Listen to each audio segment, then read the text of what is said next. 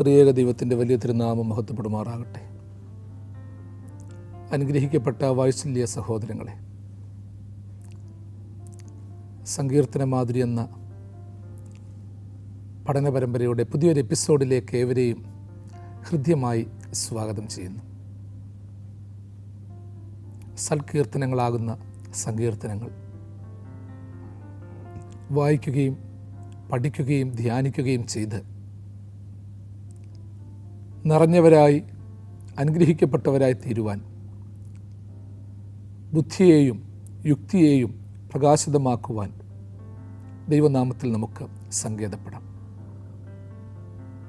വിവിധ കാലങ്ങളിലും സാഹചര്യങ്ങളിലും പശ്ചാത്തലങ്ങളിലും അനേകർ പഠിപ്പിച്ച, പാടിയ, പങ്കുവച്ച സാക്ഷ്യങ്ങളെ ആധുനിക ജീവിതത്തിൻ്റെ വെല്ലുവിളികളിൽ നമുക്ക് പഠനാത്മകമായും ധ്യാനാത്മകമായും സാക്ഷ്യമായും ഉൾക്കൊള്ളാം. 22-ാം സങ്കീർത്തനം 20-21 വാക്യങ്ങൾ. വാളിൽ നിന്ന് എൻ്റെ പ്രാണനെയും നായ്ക്കളുടെ ശക്തിയിൽ നിന്ന് എൻ്റെ ജീവനെയും വിടുവിക്കണമേ.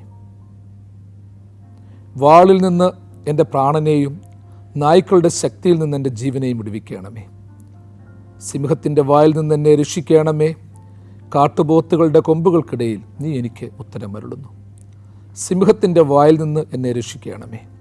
കാട്ടുപോത്തുകളുടെ കൊമ്പുകൾക്കിടയിൽ നീ എനിക്ക് ഉത്തരമരുളുന്നു. 22-ാം സങ്കീർത്തനം 20-21 വാക്യങ്ങൾ. കഴിഞ്ഞ എപ്പിസോഡുകളിൽ 22-ാം സങ്കീർത്തനം 13-ാം വാക്യത്തിൽ ആർത്തിയോടെ അലർന്ന് സിംഹം പോലെ അവർ എനിക്കെതിരെ വായ് പിളർക്കുന്നു എന്നും 16-ാം വാക്യത്തിൽ നായ്ക്കൾ എന്നെ വളഞ്ഞു എന്നും രേഖപ്പെടുത്തിയിട്ടുണ്ട്. നമ്മളതിനെപ്പറ്റി ധ്യാനിച്ചിട്ടുമുണ്ട്. 12-ാം വാക്യത്തിൽ കാളകൾ എന്നെ വളഞ്ഞു, കരുത്തുള്ള ബാസാൻ കാളകൾ കൂറ്റന്മാർ എന്നെ ചുറ്റിയിരിക്കുന്നു എന്നും നമ്മൾ പഠിച്ചു. അതായത് ഉപദ്രവികളുടെ സാന്നിധ്യത്തെ കാളകളുടെ അനുഭവത്തോടും അലർന്ന സിംഹത്തിൻ്റെ സാന്നിധ്യത്തോടും നായ്ക്കൂട്ടങ്ങളുടെ അനുഭവത്തോടുമൊക്കെ ചേർത്ത് സങ്കീർത്തനക്കാരൻ പറഞ്ഞു. ഇവിടെ അതിനോട് ചേർന്ന് 20-21 വാക്യത്തിൽ വീണ്ടും പറയുകയാണ്, വാളിൽ നിന്ന് എൻ്റെ പ്രാണനെയും നായ്ക്കളുടെ ശക്തിയിൽ നിന്ന് എൻ്റെ ജീവനെയും വിടുവിക്കണമേ. ഞാൻ കഴിഞ്ഞ എപ്പിസോഡുകളിലൊക്കെ സൂചിപ്പിച്ചിരുന്നു,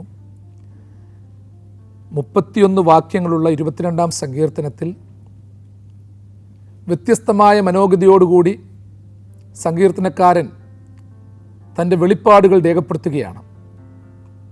ഒരേ സമയം പ്രവചനമായും ഒരേ സമയം സാക്ഷ്യമായും സ്വജീവിതത്തിലെ അനുഭവമായുമൊക്കെ ഇവിടെ ചിന്താധാരകൾ പകർന്നിടുകയാണ്. ഹൃദയത്തിലെ കാര്യങ്ങൾ ഓരോന്നും പറഞ്ഞു കഴിയുമ്പോഴത്തേക്ക് മനസ്സിന് കിട്ടുന്ന ഒരു വലിയൊരു സ്വാതന്ത്ര്യം സങ്കീർത്തനക്കാരനുണ്ട്. പറയേണ്ടത് ഞാൻ പറഞ്ഞു, ഞാൻ പറയേണ്ട സ്ഥാനത്ത് തന്നെ പറയേണ്ടവനോട് പറഞ്ഞു എന്നുള്ള ഒരു തിരിച്ചറിവുമുണ്ട്. നമ്മുടെ ജീവിതത്തിലും ഓർക്കേണ്ട ചില കാര്യങ്ങളുണ്ട്. പരാതികളും പരിഭവങ്ങളുമൊക്കെ മനസ്സിൽ വ്യർത്ഥമായി വെച്ചുകൊണ്ടിരുന്നിട്ട് കാര്യമില്ല.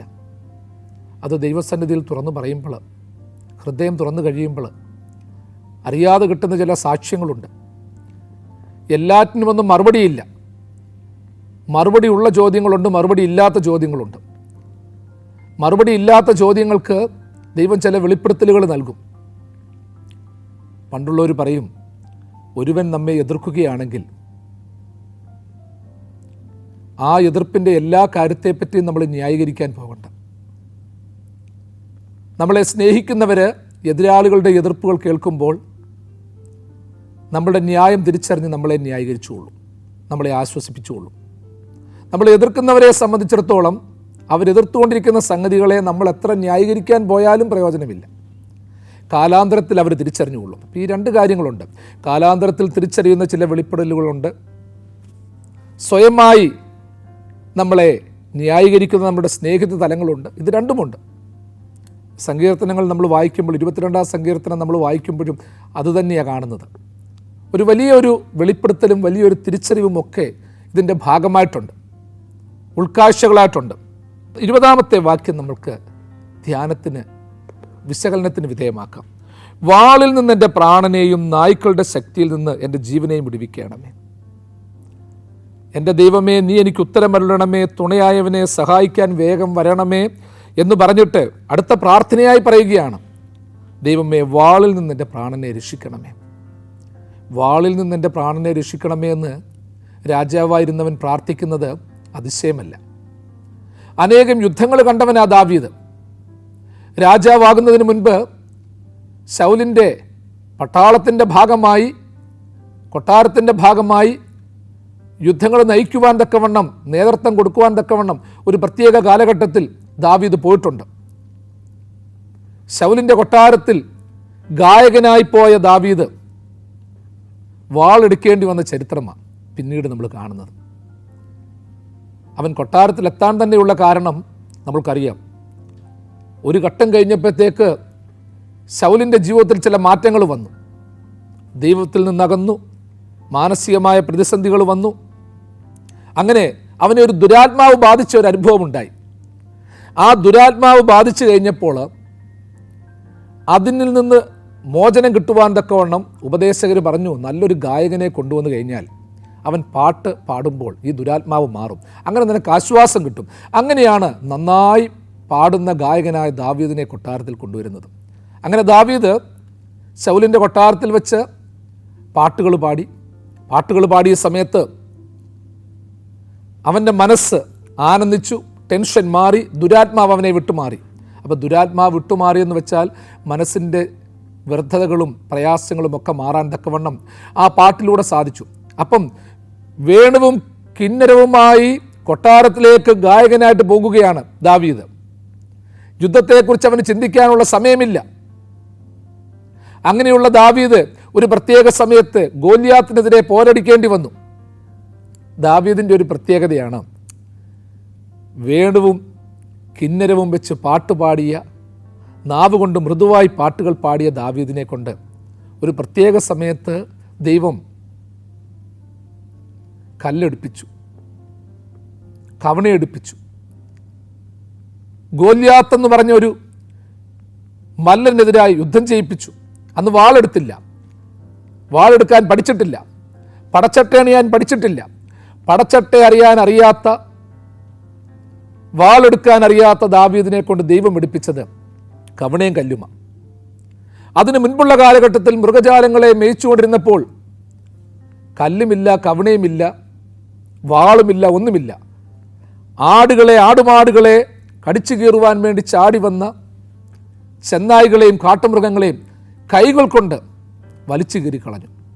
അപ്പോൾ ഓർത്തോണം, അത്ര ശക്തിയാണ്. കല്ലും വേണ്ട, കവണയും വേണ്ട, വാളും വേണ്ട. അപ്പം ദാവീദിൻ്റെ ജീവിതത്തിലെ ഓരോ പോക്ക് നമ്മൾ ശ്രദ്ധിക്കണം. ആടുമാടുകളെ മേയിച്ചുകൊണ്ടിരുന്നപ്പോൾ വെറും കൈകൊണ്ടാണ് വന്യമൃഗങ്ങളെ ചീന്തിക്കളഞ്ഞത്. ഗോലിയാത്തിനോട് പോരടിക്കേണ്ടി വന്നപ്പോൾ കവണയും കല്ലും എടുക്കേണ്ടി വന്നു. പിന്നീട് അതിനുശേഷം അധികാരത്തിലേക്കും ശക്തിയിലേക്കുമൊക്കെ വന്നപ്പോഴത്തേക്ക് വാളെടുക്കേണ്ടി വന്നു. വീണയും കിന്നരവും എടുത്ത കൈകൾ കവണയും വാളും എടുക്കേണ്ടി വരുന്നു. കൊട്ടാരത്തിൽ പാടാൻ വന്നവൻ അധികാരിയാകേണ്ടി വരുന്നു. പാടാൻ വന്നവനെ സമൂഹം പുകഴ്ത്തിയപ്പോൾ ചില യുദ്ധവിജയങ്ങളൊക്കെ വന്നു കഴിഞ്ഞപ്പോഴത്തേക്ക് ശൗൽ 1000 കൊന്നു, ദാവീദോ 10,000 കൊന്നു എന്ന് പാടിയ ജനസമൂഹം ഉണ്ടായിരുന്നു. എന്ന് വെച്ചാൽ അന്നത്തെ കാലത്ത് ശക്തനായി ശൗൽ ഭരിച്ചുകൊണ്ടിരിക്കുകയാണ്. ആ സമയത്താണ് ജനങ്ങൾ പാടുന്നത്, സ്ത്രീജനങ്ങൾ പാടിയത്. അവരാഘോഷമായി മുദ്രാവാക്യം വിളിക്കുന്നത് പോലെ ജയഘോഷമായി പാടിയത് ശൗൽ 1000 കൊന്നു, ദാവീദോ 10,000 കൊന്നു. പ്രത്യേകിച്ച് രാജാധിപത്യം നിലനിൽക്കുന്ന ഒരു കാലഘട്ടത്തിൽ രാജാവിനേക്കാളും ദാസനെ പുകഴ്ത്തി പാടുക എന്ന് പറയുന്നത് ചിന്തിക്കാൻ പറ്റത്തില്ല. ഇന്ന് നമുക്ക് ചിന്തിക്കാൻ പറ്റുമോ? വലിയ അധികാരികളുള്ളപ്പോൾ, വലിയ നേതാക്കന്മാരുള്ളപ്പോൾ കീഴ്സ്ഥാനികളെ പുകഴ്ത്താൻ പറ്റുന്ന ഒരു കാലമാണോ ഇന്നത്തെ ജനാധിപത്യ കാലം? അത് ഏത് മേഖലയിലും പറ്റത്തില്ല. അത് അസൂയയിലേക്ക് പോകും. ഇത് കേട്ട ശൗല് അസൂയാലുവായി, അന്ധനായി, ദുരാത്മബാധിതനായി വീണ വായിച്ചുകൊണ്ടിരുന്ന, പാട്ട് പാടിക്കൊണ്ടിരുന്ന ദാവീദിനെ കുന്തം കൊണ്ട് കൊല്ലാൻ തക്കോണം ശ്രമിച്ചു. അതിൽ നിന്ന് ദാവീദ് ഒഴിഞ്ഞുപോയി. നമ്മുടെ ഈ ചിന്തയിലേക്ക് കടന്നു വരാം. എൻ്റെ ദൈവമേ, വാളിൽ നിന്ന് എൻ്റെ പ്രാണനെ രക്ഷപ്പെടുത്തണമേ. ഒരു പ്രത്യേക സാഹചര്യത്തിൽ വാൾ എടുക്കേണ്ട വന്നവനാണ് ദാവീദ്.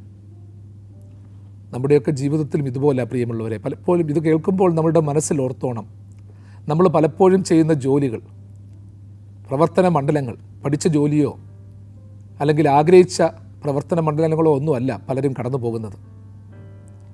ഈ വചനം കേട്ടുകൊണ്ടിരിക്കുമ്പോൾ കേൾക്കുന്നവർ തന്നെ ചിന്തിച്ചോണം, നിങ്ങൾ കടന്നു പോകുക വഴിത്താരുകൾ ഏതൊക്കെയാണെന്ന്. ഒരിക്കലും ചിലയിടത്ത് പോകണമെന്ന് ആഗ്രഹിച്ചിട്ടില്ല, ചില ജോലി ചെയ്യണമെന്ന് ആഗ്രഹിച്ചിട്ടില്ല, ഇന്ന രീതിയിൽ ഇടപെടണമെന്ന് ആഗ്രഹിച്ചിട്ടില്ല, കോപിക്കണമെന്ന് ആഗ്രഹിച്ചിട്ടില്ല, ശാന്തമായി പോകണമെന്ന് ആഗ്രഹിച്ചത്. ദാവീദ് ആഗ്രഹിച്ചത് അത് തന്നെയായിരുന്നു. പാട്ടുപാടിയൊക്കെ പോകണമെന്നേ ആഗ്രഹിച്ചുള്ളൂ. വേണുവും കിന്നരവും ഉപയോഗിച്ച് താളലയ സ്വരരാഗ ആ ഒരു മേഖലയിൽ പോകണമെന്നേ അവൻ ആഗ്രഹിച്ചുള്ളൂ. താളവും ലയവും സ്വരവും ഒക്കെ ഉൾപ്പെടുത്തി ഒരു മഹാപ്രപഞ്ചം, സംഗീതത്തിൻ്റെ മഹാപ്രപഞ്ചം സൃഷ്ടിക്കണം. മറ്റുള്ളവരിൽ അത് സമാധാനം സൃഷ്ടിക്കണമെന്നേ ചിന്തിച്ചുള്ളൂ. ആഗ്രഹിച്ച മേഖലകളിലൊന്നുമല്ലാതെ ആഗ്രഹിക്കാത്ത മേഖലയിൽ എത്തപ്പെട്ടവർ, ആഗ്രഹിക്കാത്ത ജോലികൾ ചെയ്യുന്നവർ, ആഗ്രഹിക്കാത്ത സ്ഥലങ്ങളിലാക്കപ്പെട്ടവർ ഒക്കെ ഒരു നിമിഷം ചിന്തിക്കണം, എൻ്റെ ദൈവമേ, നിൻ്റെ ചില പദ്ധതികളുണ്ട്, നിൻ്റെ ആഗ്രഹങ്ങളുണ്ട്. ഞാൻ ഇന്നതുപോലെ മാത്രമേ പോകണമെന്ന് ഞാൻ ആഗ്രഹിച്ചെങ്കിലും എൻ്റെ ദൈവം എന്നെക്കൊണ്ട് മറ്റു ചില കാര്യങ്ങൾ ചെയ്യിക്കുന്നുവെങ്കിൽ എനിക്ക് മറുപടിയില്ല. പഴയ നിയമകാലത്ത് വാളെടുക്കുന്നത് അന്നത്തെ രാജധർമ്മത്തിൻ്റെ ഭാഗമാണ്. യുദ്ധം ചെയ്യുന്നത് രാജധർമ്മത്തിൻ്റെ ഭാഗമാണ്. ദൈവം ഏൽപ്പിച്ച ജനത്തെ സംരക്ഷിക്കുന്നതിൻ്റെ ഭാഗമാണ്. യുദ്ധങ്ങളൊക്കെ പഴയ കാലത്തുണ്ടായിരുന്നു. വ്യർത്ഥമായ യുദ്ധങ്ങൾ പാടില്ല, നിരപരാധികളെ ഉപദ്രവിക്കരുതെന്നൊക്കെയുള്ള പ്രമാണവുമുണ്ട്.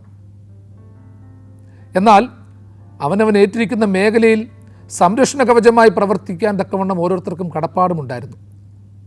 ദാവീദ് യഥാർത്ഥത്തിൽ ഒരു യുദ്ധവീരനായത് അങ്ങനെ തന്നെയാണ്. ദൈവത്തിൻ്റെ യുദ്ധങ്ങളെ ഏറ്റെടുക്കുകയാണ്. അതേ ദൈവം തന്നെ പിന്നീട് നിയമം ആധുനിക കാലഘട്ടത്തിൽ, പുതിയ നിയമ കാലഘട്ടത്തിൽ പുതിയ രൂപത്തിൽ പറഞ്ഞു, വാളെടുക്കുന്നവൻ വാളാലെയാണ്, നിൻ്റെ വലത്തേക്കന്നെ തടിക്കുന്നവൻ ഇടത്തേക്കന്നെ കാണിച്ചു കൊടുക്കണം. ഇവിടെ ദാവീദ് പ്രാർത്ഥിക്കുകയാണ്, ദൈവമേ, വാളിൽ നിന്ന് എൻ്റെ പ്രാണനെ വീണ്ടെടുക്കണം. ഞാൻ ഒരുപാട് യുദ്ധം ചെയ്യേണ്ടി വന്നിട്ടുണ്ട്. യുദ്ധം ചെയ്യാൻ ഞാൻ ആഗ്രഹിച്ചതല്ല, അതല്ലായിരുന്നു എൻ്റെ പ്രൊഫഷൻ, ഞാൻ ഇഷ്ടപ്പെട്ടു പോയതല്ല. ആദ്യം വാളും വേണ്ട, പടച്ചട്ടയും വേണ്ട എന്ന് പറഞ്ഞവനാണ്. പക്ഷെ ഞാൻ വാളെടുക്കേണ്ടി വന്നു. മനസ്സിലൊരു പേടിയുണ്ട് ദാവീദിന്. കാരണം താൻ വാളെടുത്ത് പലരെയും കൊന്നിട്ടുണ്ട്. ദൈവം തന്നെ ദാവീദിനോട് പറഞ്ഞു, നീ ദേവാലയം പണിയണ്ട, പണിയാൻ ആഗ്രഹിച്ചെങ്കിൽ പറഞ്ഞു, നീ ഒരുപാട് പേരെ കൊന്നിട്ടുണ്ട്. ഇസ്രായേലിൻ്റെ സംരക്ഷണത്തിനാണെങ്കിലും ഒരുപാട് ജീവൻ കളഞ്ഞവനാ നീ ചെയ്യാൻ പാടില്ല. അപ്പം അപ്രകാരം യുദ്ധമേഖലയിൽ പോയ തനിക്ക് തിരിച്ചും അങ്ങനെ ഒരു അനുഭവം ഉണ്ടാകാം. ശത്രുക്കൾ തനിക്ക് ചുറ്റും പാളയം ഇറങ്ങിയിട്ടുണ്ട്, ചുറ്റുവട്ടത്തിൽ മുളിഞ്ഞു നിൽപ്പുണ്ട്. അപ്പം വാളിങ്കിൽ നിന്ന് എൻ്റെ പ്രാണനെ രക്ഷപ്പെടുത്തണമേ എന്ന് പറയുമ്പോൾ ഒരു രീതിയിൽ പറഞ്ഞാൽ ഒരു ഭീതിയുണ്ട്, പശ്ചാത്താപമുണ്ട്, അസ്വസ്ഥതയുണ്ട്. തനിക്കും അങ്ങനെ വരാമെന്നുള്ള ചില മുൻവിധികളുണ്ട്. അവൻ ഒരുപാട് പേരുടെ സ്വരം കേട്ടിട്ടുണ്ട്. അവൻ്റെ ചാരന്മാരിലൂടെ പലതും മനസ്സിലാക്കിയിട്ടുണ്ട്. ചില മുന്നൊരുക്കങ്ങളൊക്കെ നടത്തുന്നുണ്ട്. അതിൻ്റെയൊക്കെ നിറവിൽ നിന്നുകൊണ്ടാണ് ദൈവത്തോട് പ്രാർത്ഥിക്കുന്നത്, നിഷ്കളങ്കമായിട്ട് പ്രാർത്ഥിക്കുന്നത്. ദാവീദ് ജനത്തോട് പറയുകയാണ്, അയ്യോ, വാളിൽ നിന്ന് എന്നെ രക്ഷപ്പെടുത്തണമേ എന്ന് പറഞ്ഞാൽ അവൻ ഭീരുവായി മാറ്റപ്പെടും. ഒരു രാജാവ് ഭീരുവാകാൻ പാടില്ല, ഒരു വ്യക്തി നിരാശപ്പെടാൻ പാടില്ല. എന്നാലും അവർ ദൈവത്തോട് പറയാം, ദൈവമേ, ഞാൻ ഇങ്ങനെയൊക്കെ ആയാലും എനിക്ക് ഇന്ന മേഖലയിലേക്ക് വീഴ്ചകൾ വരാം, അതുണ്ടാകല്ലേ. നിങ്ങൾ ഞാനും ഇന്ന് പ്രാർത്ഥിക്കേണ്ട വലിയ പ്രാർത്ഥനയാണ്, വാളിങ്കിൽ നിന്ന് എൻ്റെ പ്രാണനെ രക്ഷപ്പെടുത്തണമേ. ഇന്ന് ഒരുപാട് വാളുകൾ നമുക്കെതിരെ ഉണ്ട്. എതിരാളികൾ ഒത്തിരി പേരുണ്ട്, ശത്രുക്കൾ ഒത്തിരി പേരുണ്ട്, വെട്ടി വീഴ്ത്താൻ തയ്യാറെടുക്കുന്നവർ ഒത്തിരി പേരുണ്ട്. ദൈവത്തോട് പ്രാർത്ഥിക്കാം. ഇന്നത്തെ ചുറ്റുവട്ടങ്ങളുടെ വാളുകൾ, കാലാവസ്ഥാ വ്യതിയാനങ്ങൾ, മനുഷ്യൻ്റെ എതിർപ്പുകൾ, കുടുംബത്തിലെ എതിർപ്പുകൾ, ഇതൊക്കെയുണ്ട്. അതിനെക്കുറിച്ചൊക്കെ നമ്മൾ ചിന്തിക്കണം. വാളിങ്കിൽ നിന്ന് എൻ്റെ പ്രാണനെ രക്ഷപ്പെടുത്തണമേ എന്ന് ദൈവത്തോട് പ്രാർത്ഥിക്കുമ്പോൾ മറ്റൊരു ചിന്താധാരയും അതിലുണ്ട്. ഞാൻ മൂലം ആരും വെട്ടിവീഴ്ത്തപ്പെടാൻ പാടില്ല. വാളിങ്കിൽ നിന്ന് എൻ്റെ പ്രാണനെ രക്ഷപ്പെടുത്തണമെന്ന് പറയുന്നതോടൊപ്പം ഞാൻ ഉയർത്തുന്ന വാളിൽ നിന്ന് മറ്റു പലരെയും സംരക്ഷിക്കണം. ഞാൻ ആരുടെ നേരെയും വാളുയർത്താൻ പാടില്ല. പുതിയ നിയമ വ്യാഖ്യാനം അതാ. ഒരുവനെയും ഞാൻ നശിപ്പിക്കാൻ പാടില്ല. ഞാൻ പ്രാർത്ഥിക്കുന്നത് പോലെ എൻ്റെ സഹോദരനും പ്രാർത്ഥിക്കുന്നുണ്ട്, ദൈവമേ വാളിങ്കിൽ നിന്ന് എൻ്റെ പ്രാണനെ രക്ഷപ്പെടുത്തണമേ. അതായത് മറ്റൊരുവനും ഇതുപോലെ എന്നെപ്പോലെ പേടിക്കുന്നുണ്ട്, ഭയക്കുന്നുണ്ട്, പ്രാർത്ഥിക്കുന്നുണ്ട്. എല്ലാവരും ദൈവസന്നിധിയിൽ പ്രാർത്ഥിക്കുന്നത്, ദൈവമേ എന്നെ രക്ഷപ്പെടുത്തണം, എൻ്റെ കുടുംബത്തെ രക്ഷപ്പെടുത്തണം, സഹോദരങ്ങളെ, സമൂഹത്തെ രക്ഷപ്പെടുത്തണം. അതുകൊണ്ട് ഒരുവൻ്റെ നാശം കാണാൻ നമ്മൾ ആഗ്രഹിക്കരുത്. അതിൻ്റെ കാരണം മറ്റൊന്നുമല്ല, നമ്മൾ ദൈവത്തോട് പ്രാർത്ഥിക്കുന്നത് നമ്മളെ സുരക്ഷിതരാക്കണമെന്നാണ്. അതുപോലെ മറ്റൊരുവനെ സുരക്ഷിതനാക്കാൻ എനിക്ക് കടപ്പാടുണ്ട്. കാരണം അവനും അങ്ങനെ പ്രാർത്ഥിക്കുന്നുണ്ട്, അവനും ദൈവത്തോട് പ്രാർത്ഥിക്കുകയാണ്. എന്നെ ദൈവമേ നീ രക്ഷപ്പെടുത്തണമേ എന്ന് പറഞ്ഞിട്ട് അവനെ മുടിക്കാൻ എനിക്ക് ശക്തി തരണമേ, ബലം തരണമേ, ഇല്ലാതാക്കുവാൻ തക്കവണ്ണം ഒരു മാഫിയായിട്ട് വളർത്തണമേ എന്ന് പ്രാർത്ഥിക്കുക എന്നുള്ളതല്ല നമ്മുടെ കടമ. എന്നെ വാളിങ്കിൽ നിന്ന് രക്ഷപ്പെടുത്തണമേ എന്ന് പറയുമ്പോൾ ഞാൻ കരുതി വച്ചിരിക്കുന്ന ചില വാളുകളൊക്കെ മാറ്റണം. ഞാൻ ഛർദ്ദിച്ചു വെച്ച വാളുകൾ, മൂർച്ചയേറിയ വാളുകൾ മാറ്റിയെങ്കിൽ മാത്രമേ അപരൻ എനിക്കെതിരെ വെച്ചിരിക്കുന്ന വാളുകളെ മാറ്റുവാൻ ദൈവം അനുവാദം കൊടുക്കത്തുള്ളൂ. അല്ലെങ്കിൽ എൻ്റെ വാളുകൾ ഉയർന്നിരിക്കുന്നിടത്തോളം അവൻ്റെ വാളുകളും ഉയർന്നിരിക്കും. ചിലപ്പോൾ നമ്മൾ പലപ്പോഴും പല കാര്യങ്ങളും ദൈവസന്നിധിയിൽ പ്രാർത്ഥിക്കും, ദൈവമേ അവനെ ഒതുക്കണം, അവനെ നശിപ്പിക്കണം എന്നൊക്കെ പ്രാർത്ഥിക്കും. ദൈവത്തിനറിയാം നശിച്ചു കഴിഞ്ഞാൽ വലിയ ശക്തിയേറിയ വാളുമായി പ്രതികാരത്തിൻ്റെ അഗ്നിയുമായി ജീവിക്കുന്ന ഞാനും നിങ്ങളും അവൻ്റെ മണ്ടയ്ക്ക് കുതിര കയറും. അത് ഉണ്ടാകാതിരിക്കാനൊരു വലിയ തയ്യാറെടുപ്പ് ആവശ്യമാണ്. വാളിങ്കിൽ നിന്ന് എൻ്റെ പ്രാണനെ രക്ഷപ്പെടുത്തണമേ.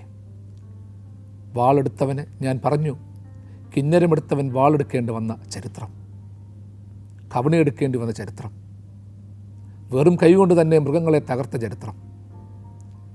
ദൈവത്തിൻ്റെ ജനതയ്ക്ക് വേണ്ടി യുദ്ധം ചെയ്തെങ്കിലും അവന് പേടിയുണ്ട്, എനിക്കും ഇതൊക്കെ വരും. ദൈവത്തോട് പ്രാർത്ഥിക്കുന്നു.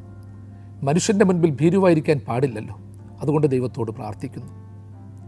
വാളിങ്കിൽ നിന്ന് എന്നെ രക്ഷപ്പെടുത്തണമേ എന്ന് പ്രാർത്ഥിക്കുമ്പോൾ ഞാൻ സൂക്ഷിച്ചു വെച്ച വാളുകളൊക്കെ മാറ്റിവെക്കണം. പത്രോസിനോട് കർത്താവ് പറഞ്ഞതുപോലെ, പത്രോസേ നിൻ്റെ വാൾ ഉറയിലിടുക. മഹാപുരോഹിതൻ്റെ ദാസനായ മൽക്കോസ് കർത്താവിൻ്റെ കാതറുത്തപ്പോൾ കർത്താവ് പത്രോസിനോട് പറഞ്ഞു, നീ നിൻ്റെ വാൾ ഉറയിലിടുക. കർത്താവ് എനിക്ക് തന്നിരിക്കുന്നത് ഞാൻ സഹിക്കണം, നിൻ്റെ വാൾ നീ ഉറയിലിട്ടാട്ടെ. വീണ്ടും ഓർത്തോണം, വാൾ വിറ്റ് ഞാനൊരു തൂലിക വാങ്ങി എന്ന് വയലാറ് പാടിയെങ്കിൽ അതിനൊരു സാഹിത്യതലം കൂടിയുണ്ട്. വാൾ വിട്ട് ഞാനൊരു തൂലിക വാങ്ങി. വാളിനേക്കാൾ ശക്തം തൂലികയ്ക്കുണ്ട്. അടിച്ചമർത്തി നശിപ്പിക്കുന്നതിനേക്കാളൊക്കെ ഉപരി അക്ഷരത്തിന് ശക്തിയുണ്ട്, വാക്കിന് ശക്തിയുണ്ട്. വാളിൻ്റെ ശക്തിയേക്കാൾ വാക്കിൻ്റെ ശക്തിയും അക്ഷരത്തിൻ്റെ ശക്തിയും ചിന്താധാരയുടെ ശക്തിയും ഇന്നത്തെ സമൂഹം തിരിച്ചറിയണം. ഒരുവനെ തകർത്തല്ല മിടുക്കനാകേണ്ടത്, ഒരുവൻ്റെ ചുവട് മാന്തിയല്ല നാം വളരേണ്ടത്. അതിനെല്ലാം അതിൻ്റെ മറ്റു മാർഗങ്ങളുണ്ട്. അക്ഷരത്തിനൊരു ശക്തി, അക്ഷരത്തിൻ്റെ ശക്തി ഉപയോഗിക്കാം, വാക്കിൻ്റെ ശക്തി ഉപയോഗിക്കാം. അത് നിരാശയുടേതല്ല, ഇല്ലായ്മ ചെയ്യാനല്ല, ഒതുക്കാനും ശപിക്കാനുമല്ല. വാക്കിൻ്റെയും അക്ഷരത്തിൻ്റെ ശക്തി അത് ദൈവീകമായിട്ട് വരണം. ജീവൻ നൽകുന്ന വാക്കുകളായി, ജീവൻ തുടിക്കുന്ന അക്ഷരങ്ങളായി, ഗാനങ്ങളായി ഉയരണം. അനേകർക്ക് സന്തോഷവും പ്രത്യാശയും പകർന്നു കൊടുക്കാൻ ഇതിലൂടെ സാധിക്കണം. അത് നമ്മുടെ ചിന്തയ്ക്ക് അപ്പുറമായിട്ട് തന്നെ ദൈവകൃപയിൽ സങ്കേതപ്പെടുമ്പോൾ നമ്മൾക്കത് സാധിക്കും. വീണ്ടും പറയുന്നു, വാളിൽ നിന്ന് എൻ്റെ പ്രാണനെ രക്ഷപ്പെടുത്തണമേ. എൻ്റെ പ്രാണന് വിലയുണ്ട്. ഒരു പ്രാണഭയം എന്നൊക്കെ നമ്മൾ പറയത്തില്ലയോ? എന്നെ രക്ഷപ്പെടുത്തുക എന്ന് മാത്രമല്ല, എൻ്റെ പ്രാണനെ രക്ഷപ്പെടുത്തണം, എൻ്റെ ജീവനെ രക്ഷപ്പെടുത്തണം. നമ്മളാരും പ്രാണനെ കണ്ടിട്ടില്ല, ആത്മാവിനെ കണ്ടിട്ടില്ല. വാളിൽ നിന്ന് ജീവനെ രക്ഷപ്പെടുത്തണമേ എന്ന് പറയുമ്പോൾ ജീവൻ്റെ സംരക്ഷണം, എൻ്റെ ജീവൻ ഞാൻ സംരക്ഷിക്കുന്നു, അതുപോലെ ജീവൻ്റെ സംരക്ഷണമായി നമ്മൾ ഇടപെടണം. ആധുനിക കാലഘട്ടത്തിൽ ജീവൻ്റെ സംരക്ഷണം, ജീവൻ്റെ സംരക്ഷകർ എന്ന് പറയുന്നത് വലിയ കാര്യമാണ്. ശുദ്ധമായ വായു, ശുദ്ധമായ ജലം, ശുദ്ധമായ പരിസ്ഥിതി, സസ്യലതാദികൾ, ഇതൊക്കെ ഇന്നിൻ്റെ സമൂഹത്തിന് ആവശ്യമാണ്. പ്രാണനെ തകർക്കുന്ന കാര്യങ്ങൾ ഒത്തിരിയുണ്ട്. ചൂട് കൂടിയാൽ, തണുപ്പ് കൂടിയാൽ, പ്രതികൂല കാലാവസ്ഥ വന്നാൽ പ്രാണൻ നഷ്ടപ്പെട്ടു പോകും. ഇതെല്ലാം ഓരോ വാളുകളാണ് പ്രിയമുള്ളവരെ. നമ്മുടെ തലയ്ക്ക് മുൻപിൽ തൂങ്ങിക്കിടക്കുന്ന വാളുകളാണ്, ഭീഷണിപ്പെടുത്തുന്ന വാളുകളാണ്. അധികാരികളായി, മാഫിയകളായി, വലിയ വലിയ ബിസിനസ് ഗ്രൂപ്പുകളായി നമ്മുടെ സംസ്കാരത്തിൻ്റെ മുകളിൽ, ചിന്താധാരകളുടെ മുകളിൽ, വിശ്വാസത്തിൻ്റെ മുകളിൽ, മതചിന്തകളുടെ മുകളിൽ ഒക്കെ ഇങ്ങനെ തൂങ്ങിയാടുകയാണ്. നമ്മുടെ വിശ്വാസവും പാരമ്പര്യവും പ്രാർത്ഥനയും ദേവാലയവും ഒക്കെ ഓരോ പ്രാണനാണ്, നമ്മുടെ പ്രാണനാണ്. നമ്മളുടെ മാതാപിതാക്കൾ നമ്മളുടെ പ്രാണനാണ്, സഹോദരങ്ങൾ നമ്മളുടെ പ്രാണനാണ്, ജീവിത പങ്കാളികൾ നമ്മളുടെ പ്രാണനാണ്. അപ്പം വാൾ നിന്ന് എൻ്റെ പ്രാണനെ എന്ന് പറയുമ്പോൾ എന്നോട് ചേർന്നിട്ടുള്ള, എനിക്കറിയാവുന്ന എൻ്റെ സമൂഹത്തിൻ്റെ സഹവർത്തികളുടെ പ്രാണൻ, അതും സംരക്ഷിക്കപ്പെടണം. വാളുകൊണ്ട് വെട്ടിക്കൊല്ലുന്നില്ലെങ്കിലും വാക്കുകൊണ്ട് വെട്ടിക്കൊല്ലരുത്, എഴുത്തുകൊണ്ട് വെട്ടിക്കൊല്ലരുത്, ശാപം കൊണ്ട് വെട്ടിക്കൊല്ലരുത്, നമ്മുടേതായിട്ടുള്ള സ്വാർത്ഥ ജീവിത ചര്യകൾ കൊണ്ട് വെട്ടിക്കൊല്ലരുത്. ശ്രദ്ധിച്ചേ പറ്റത്തുള്ളൂ. വീണ്ടും ചിന്തിക്കുക, നായ്ക്കളുടെ ശക്തിയിൽ നിന്ന് എൻ്റെ ജീവനെയും വിടുവിക്കണമേ. നായ്ക്കളുടെ ശക്തിയിൽ നിന്ന് എൻ്റെ ജീവനെയും വിടുവിക്കണമേ. 16-ാം വാക്യത്തിൽ നായ്ക്കൾ എന്നെ വളഞ്ഞു എന്ന് പ്രത്യേകിച്ച് രേഖപ്പെടുത്തിയിട്ടുണ്ട്. ഈ സങ്കീർത്തനത്തിൽ തന്നെ നായ്ക്കളുടെ ശക്തിയിൽ നിന്ന് എന്നെ വീണ്ടുകൊള്ളണമേ എന്ന് പറയുമ്പോൾ പ്രാണനെയും ജീവനെയും വീണ്ടുകൊള്ളുന്ന അനുഭവം. വാളിൽ നിന്ന് പ്രാണനെ വീണ്ടുകൊള്ളണം, നായ്ക്കളുടെ ശക്തിയിൽ നിന്ന് ജീവനെ വീണ്ടുകൊള്ളണം. വാളിന് ജീവനില്ല, അതൊരു വസ്തുവാണ്. നായ്ക്ക് ജീവനുള്ള ഒരു ജീവിയാണ്, അതിന് ജീവനുണ്ട്. ജീവൻ കളയാൻ ഓടിയെടുക്കുന്ന നായ്ക്കുട്ടികൾ ഒരുപാടുണ്ട്. കടിച്ചു കീറുന്ന നായ്ക്കുട്ടികൾ ഒത്തിരിയുണ്ട്. അമിതമായി കുരയ്ക്കുന്ന നായ്ക്കുട്ടികൾ ഒത്തിരിയുണ്ട്. നായ്ക്കളിൽ നിന്ന് എൻ്റെ ജീവനെ രക്ഷിക്കണമേ. കടിച്ചു കീറുന്ന സ്വഭാവമുള്ള, ശൈലികളുള്ള വ്യക്തിത്വങ്ങളിൽ നിന്ന് ജീവനെ രക്ഷിക്കണമേ. നമ്മൾ പറയത്തില്ലയോ, ദൈവമേ ദുഷ്ട മനുഷ്യരിൽ നിന്ന് എന്നെ രക്ഷിക്കണമേ. നീതിമാൻ അടിക്കുന്നത്, ശാസിക്കുന്നത് തലക്കെണ്ണയാണ്, ദേവാണ്, അത് സുഖദായകമാണ്. എന്നാൽ മനഃപൂർവ്വം നശിപ്പിക്കുന്ന കുറേ മനുഷ്യരുണ്ട് പ്രിയമുള്ളവരെ. ജീവൻ എടുക്കാൻ ഓടുന്നവരുണ്ട്. ജീവൻ എടുക്കാൻ ഓടുന്ന നായ്ക്കുട്ടികളുടെ കൂട്ടത്തിൽ നമ്മളുമുണ്ടോ എന്നുള്ളതാണ് ഇന്നത്തെ ചോദ്യം. കഴിഞ്ഞ തവണ ഞാൻ ചിന്തിച്ചപ്പോൾ എതിരികളുടെ അനുഭവങ്ങളെക്കുറിച്ചും മറ്റു ചില കാര്യങ്ങളും നമ്മൾ വിശദമായി ചിന്തിച്ചു. നായ്ക്കൾ എന്തുകൊണ്ടാണ് ഇത്ര അക്രമകാരികളാകുന്നതെന്ന് നമ്മൾ അല്പമായിട്ട് പറഞ്ഞു. ജീവിതശൈലികളും സാഹചര്യങ്ങളും കൊണ്ട് അവരുടെ കോളനികൾ സൃഷ്ടിച്ചിരിക്കുകയാണ്. അതിൻ്റെ പിന്നിൽ മനുഷ്യനും കാരണമാകുന്നുണ്ട്. പ്രത്യേകിച്ച് ഒഴിവാക്കേണ്ട, കത്തിച്ചു കളയേണ്ട, കുഴിച്ചിടേണ്ട വസ്തുവകകൾ പരസ്യമായി വാരിയിടുക, പരിസ്ഥിതി നാശനം നടത്തുകയാണ്. ഇതൊക്കെ ഇങ്ങനെയുള്ള ജീവജാലങ്ങളെ വളർത്താനിടയാകുന്നുണ്ട്. അപ്പം അവയെ അങ്ങനെയാക്കാൻ തക്കവണ്ണം ഹേതുവാകുന്ന കുറേ കാര്യങ്ങളുണ്ട്. നായ്ക്കളെ അക്രമികളാക്കാൻ തക്കവണ്ണം പ്രേരിപ്പിക്കുന്ന ഘടകങ്ങൾ, അങ്ങനെയുള്ള സംസ്കൃതികൾ, അങ്ങനെയുള്ള വ്യക്തിത്വങ്ങൾ, അങ്ങനെയുള്ള മരുന്ന് കമ്പനികൾ, ഇതൊക്കെയുണ്ട്. നായ്ക്കളുടെ വശത്ത് നിന്ന് എൻ്റെ ജീവനെ വിടുവിക്കണമേ. വെറും തെരുവ് നായ്ക്കളെ മാത്രം കണ്ടാൽ നമുക്ക് പറ്റത്തില്ല. അതും ഇതിൻ്റെ ഒരു ഭാഗമാണ്. അതിനുവേണ്ടി നമ്മൾ മുന്നിട്ടിറങ്ങണം. പരിസ്ഥിതിവാദികളും മൃഗസ്നേഹികളും ഒക്കെ ഒത്തിരിയുണ്ട്. പക്ഷേ അതോടൊപ്പം തന്നെ മനുഷ്യജീവനും ഒരു സംരക്ഷകരായി നമ്മൾ മാറണം. തെരുവ് നായ്ക്കളെ സ്നേഹിക്കുന്നതോടൊപ്പം, സംരക്ഷിക്കുന്നതോടൊപ്പം മനുഷ്യനെ സ്നേഹിക്കണം. മനുഷ്യനെ കടിച്ചു കീറി കളഞ്ഞിട്ട് അങ്ങനെയുള്ള ജീവജാലങ്ങളെ വളർത്താൻ അനുവദിക്കുന്നത് നമ്മൾക്കൊരു വെല്ലുവിളിയാണ്. അതുകൊണ്ട് മനുഷ്യനും മൃഗവും വേണം. ഇന്നത്തെ കാലഘട്ടത്തിൽ എല്ലാവരും വേണം. ജീവന് വെല്ലുവിളിയായിട്ട് മാറ്റപ്പെട്ടുകൊണ്ടിരിക്കുകയാണ്. പ്രത്യേകിച്ച് വനാന്തര ഗ്രാമങ്ങൾ, നമ്മളുടെ പല ജനപദങ്ങളൊക്കെ ഇന്ന് വെല്ലുവിളിയില്ല. കാട്ടാനയും മറ്റ് കാട്ടുമൃഗങ്ങളൊക്കെ ഇറങ്ങി നിരപരാധികളെ കടിച്ചു കയറിക്കൊണ്ടിരിക്കുകയാണ്, ചവിട്ടിക്കൊന്നുകൊണ്ടിരിക്കുകയാണ്. അതിനെക്കുറിച്ച് ശബ്ദമുയർത്താൻ ഇന്ന് ആർക്ക് സമയമില്ല. മൃഗങ്ങളെയും സ്നേഹിക്കണം, അതിലുപരി മനുഷ്യനെ സ്നേഹിക്കണം. അതിനുവേണ്ടിയൊക്കെ നിയമങ്ങൾ പൊളിച്ചെഴുതണം. ജനത്തിൻ്റെ മധ്യത്തിൽ നിന്നുകൊണ്ട് അവരുടെ വികാര വായ്പോടുകൂടി പലതിനെയും കാണണം, ചിന്തിക്കണം. ഇന്ന് നമുക്കില്ലാതെ പോയിരിക്കുന്നത് അതാണ്. നായ്ക്കളുടെ വശത്തിൽ നിന്ന് എൻ്റെ ജീവനെ വിടുവിക്കണമേ എന്ന് പറയുമ്പോൾ ഇങ്ങനെ വർദ്ധിച്ചു വരുന്ന കാട്ടുമൃഗങ്ങൾ, വർദ്ധിച്ചു വരുന്ന ഉപദ്രവകരമായ സാഹചര്യങ്ങൾ, വർദ്ധിച്ചു വരുന്ന എതിരാളികൾ, വർദ്ധിച്ചു വരുന്ന മദ്യത്തിനും മയക്കുമരുന്നിനും അടിപ്പെട്ട ആളുകൾ, മാഫിയകൾ, ഇവരിൽ നിന്നൊക്കെ നമ്മുടെ സമൂഹത്തെ രക്ഷപ്പെടുത്തണം. നേരത്തെ ഞാൻ പറഞ്ഞതുപോലെ നമ്മൾ ആ കൂട്ടത്തിലായി മാറരുത്.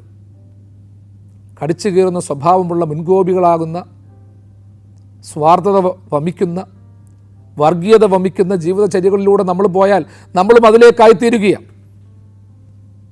നമ്മൾ വാളെടുത്തുകൊണ്ട് ഓടുന്നവരാണ്. നമ്മൾ നായ്ക്കളെപ്പോലെ കുരയ്ക്കുന്നവരാണ്. നായ്ക്കളെപ്പോലെ കുരച്ചുകൊണ്ടവർ കടന്നു വരുന്നുവെന്ന് സങ്കീർത്തനകാരൻ തന്നെ പറയുന്നുണ്ട്, ചുറ്റി നടക്കുന്നുവെന്ന് പറയുന്നുണ്ട്. ആയതുകൊണ്ട് നമ്മുടെ സംവിധാനത്തിനൊരു മാറ്റം വേണം. മനുഷ്യനെ സ്നേഹിച്ച്, സമൂഹത്തെ സ്നേഹിച്ച് ദൈവത്തെങ്കിലേക്ക് അടുക്കുന്ന ഒരു സമൂഹം വേണം. ആ സമൂഹത്തിൻ്റെ സൃഷ്ടിക്കു വേണ്ടി നമുക്ക് ഒത്തൊരുമിച്ച് ഹൃദയംഗമായിട്ട് പ്രവർത്തിക്കാം. വീണ്ടും ഒരിക്കലൂടെ വായിക്കട്ടെ. വാളിൽ നിന്ന് എൻ്റെ പ്രാണനെയും നായ്ക്കളുടെ ശക്തിയിൽ നിന്നും എൻ്റെ ജീവനെയും വിടുവിക്കണമേ. പ്രാണനും ജീവനും വിലപിടിച്ചതാണ്. ജീവൻ നിലനിൽക്കേണ്ടതാണ്, ജീവൻ സംരക്ഷിക്കേണ്ടതാണ്, ജീവൻ പങ്കുവെക്കേണ്ടതാണ്. ദൈവം അനുവദിച്ചിടത്തോളം ആയുസ്സ് മുൻപോട്ട് പോകേണ്ടതാണ്. അതിനുവേണ്ടിയുള്ള പ്രവർത്തനങ്ങളിൽ പങ്കാളികളാകുവാൻ ദൈവം നമ്മെ സഹായിക്കട്ടെ. തൻ്റെ വലങ്കരം നീട്ടി നിങ്ങളെല്ലാവരെയും സദാകാലവും വാഴ്ത്തി അനുഗ്രഹിക്കുമാറാകട്ടെ.